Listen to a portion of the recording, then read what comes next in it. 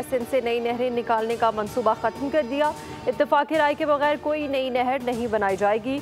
इजलास में चारों सूबाई वुज़राए आला समेत विफाकी वुज़राए इसहाक डार, ख्वाजा आसिफ और अमीर मुकाम शरीक हुए।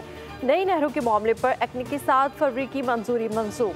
मुश्तरका मुफादात काउंसिल इजलास का एलामिया जारी। सूबों के खदशात दूर करने, ग़ज़ाई माहौलियाती तहफ़्फ़ुज़ यकीनी बनाने के लिए कमेटी तश्कील देने का फैसला। कमेटी में विफाक और तमाम सूबों की नुमाइंदगी होगी। 17 जनवरी 2024 को इरसा की जानिब से जारी पानी की दस्तयाबी का सर्टिफिकेट भी वापस लेने का फैसला।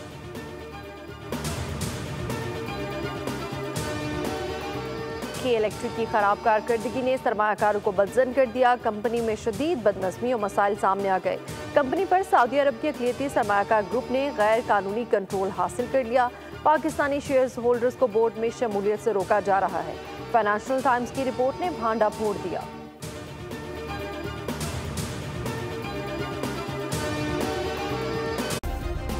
सब्सक्राइब करें और बेल दबाएं ताकि कोई खबर रह न जाए।